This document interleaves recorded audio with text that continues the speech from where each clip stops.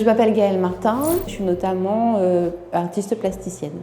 Au Nymphéa, j'expose à la fois des encres, des petits formats pour lesquels j'ai fait mes encadrements pour sortir du cadre rectangle. J'expose d'une part des encres, j'ai fait des petits formats, j'ai refait les encadrements qui sont en osmose avec mes petites encres. Très inspirées ou très empreints ou très infusées par la nature. Enfin, chacun voit des choses différentes, des choses qui sont assez universelles. Tout voir des petits personnages, des petits monstres. Il y a un endroit où peut-être on peut se voir. Il y a quelques touches de couleurs par-ci par-là, mais c'est principalement du noir parce que c'est de l'encre de Chine et c'est une matière avec laquelle, qui se prête bien à ça. Il y a toute une première partie avec laquelle où il y a beaucoup d'eau et je laisse faire les choses. Je mets un petit peu des petits trucs secrets, mais je laisse faire les choses et c'est à partir de là que je regarde ce que ça a fait et je vais tirer un petit peu. Je vais faire un petit peu ma propre histoire. Il n'y a pas que moi qui œuvre, c'est vraiment une collaboration avec la matière. Comme j'habite Camonge et que je me balade beaucoup au Marais, ce qui va m'inspirer dans la plupart de mes œuvres, c'est cette immersion avec la nature, et en tout cas avec ce lieu. Il n'est pas rare que j'aille m'installer là-bas pour aller bidouiller. Cette exposition est un peu une invitation pour les visiteurs à se rencontrer à nouveau dans un endroit végétal et naturel. Il y a également une peinture broderie qui fait le lien avec d'autres exposés à la médiathèque. Il y a des endroits où j'ai peint à l'huile et je viens broder dessus et autour. J'ai voulu exprimer différents états qui nous traversent. Je me suis inspirée de l'histoire d'autres personnes. D'ailleurs, dans les visages, il y a certains de mes amis, aussi de mon histoire familiale. Il y a notamment une œuvre qui s'appelle Le Silence, pour lequel j'ai demandé à une amie d'écrire un texte. Il s'agit de deux parties de visage. J'ai pris un tissu que j'ai déchiré dans la hauteur et j'ai fait deux parties. Et de là, j'ai voulu faire sortir des broderies en volume. Pour moi, ça a exprimé le déchirement et les doutes qu'engendre le silence de quelqu'un. Essayer de représenter un petit peu les sentiments, les ressentis de personnes, d'essayer de me mettre à leur place tout en sachant que je ne suis pas à leur place. C'était quoi leur beauté avant de sombrer. Ça a été notamment mu par une histoire familiale de mon arrière-grand-mère, Joséphine Berthe Marie d'Auvergne. Je dis son nom parce qu'elle avait été rayée un peu de la famille. Mais voilà, j'ai cherché à retrouver sa trace et à la remettre sur l'arbre généalogique. Et bon, c'était il y a une histoire similaire dans beaucoup de familles. Je trouve que c'est important de les réhabiliter. Il est sur votre cœur, directement. Ce petit enfant, c'est vous en tout petit, comme un Playmobil presque. Ce petit enfant, il a réussi à se décrocher d'un coup, et là, d'un coup, il tombe dans votre ventre. Un petit os de votre cage thoracique, et vous vous posez dessus. D'entre nous, de chacun de vos collègues, de vos élèves, de vos amis. Attention, 1, 2, 3.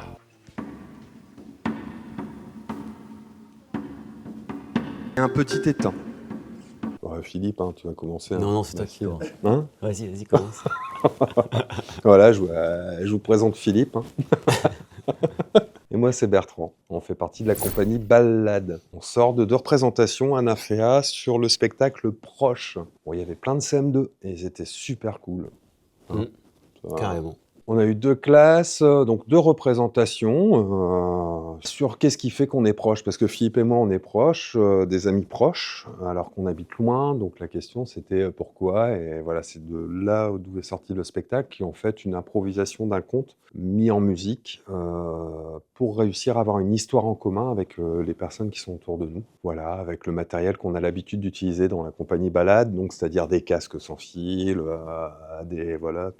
tout le bazar de Philippe, et voilà, et puis toutes mes petites geekeries électroniques. C'est une tablette parce que parce que c'est autonome en énergie, ça passe partout, c'est connu par un peu tout le monde.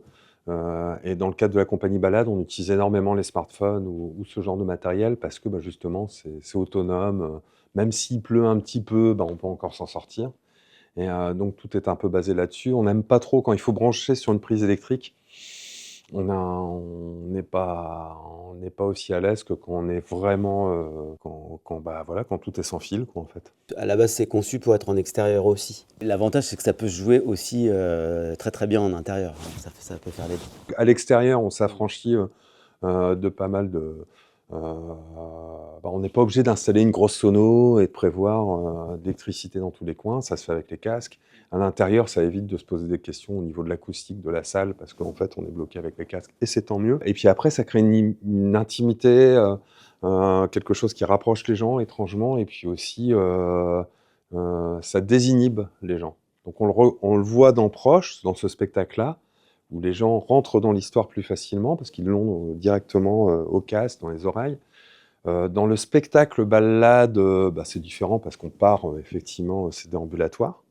Et c'est beaucoup plus énergique au niveau de la dynamique physique. Après, il y a d'autres spectacles, il y a Parade, où on est bien plus nombreux, on peut équiper 300 personnes. Donc ça fait, on a déjà fait Parade pour des collèges entiers, quoi, donc pour 400 collégiens. On les entend loin, on ne sait pas bien ce que c'est. Hurler à la lune. Lali, les cuillères, sous les bras rapidement, et voilà, elle était contente, disait Lali. Ils sont bien, ils sont prêts. Faire ça un peu.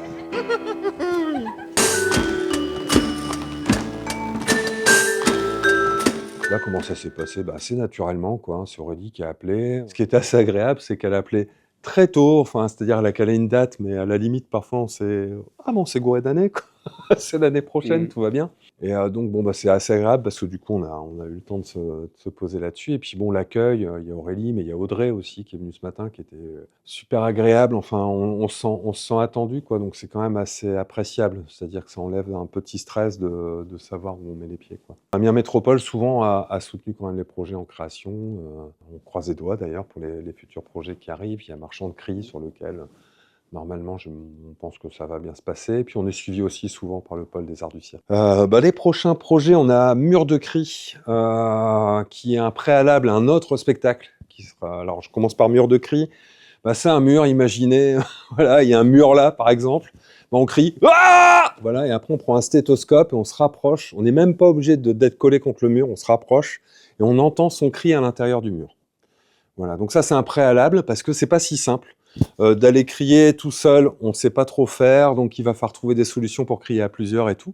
Et surtout, les cris se superposent, donc il y a un jeu assez drôle dans cette affaire de mur de cris. Donc ça, c'est un truc qui sort là pour l'été 2024.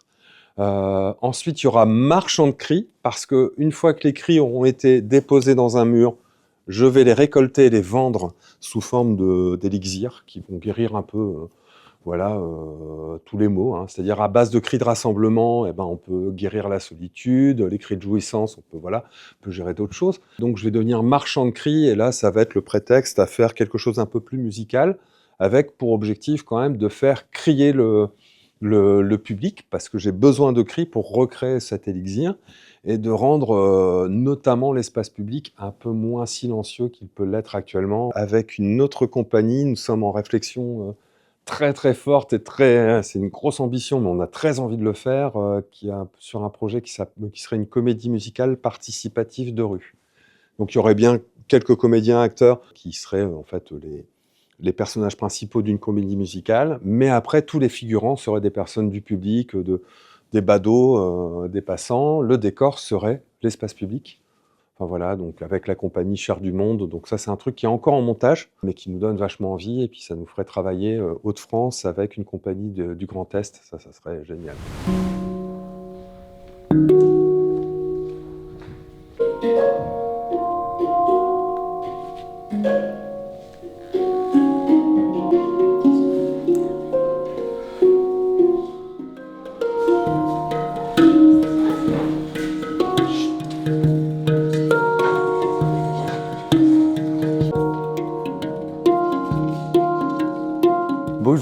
sommes les intervenants de la compagnie Actar, Flavien Mignot, Archie Jean-Philippe. On est musiciens, danseurs, performeurs. On travaille dans le cadre de la compagnie Actar et on a été invité par le centre culturel Nymphéa pour pouvoir intervenir dans les écoles avec des créneaux de 2 heures pour des sensibilisations à la performance pluridisciplinaire.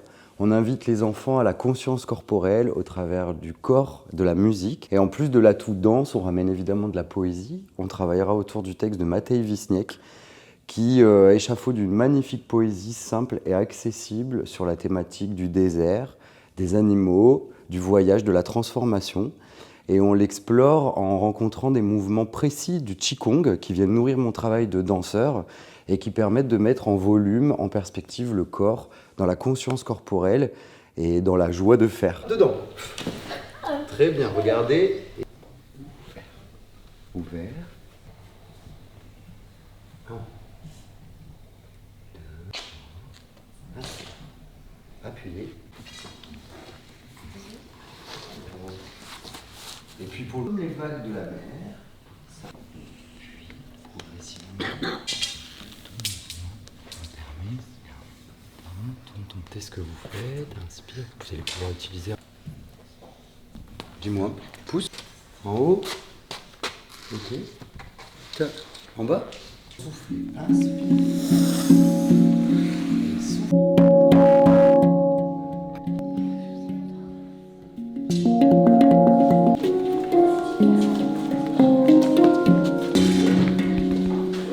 Gardez la posture, gardez.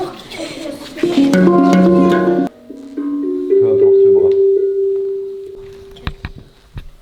Un jour. Peut-être ai-je été oiseau mangeur de souris. Décalez-vous ceux qui ont les poteaux. Collez là, regardez, je vais dedans. Inspire.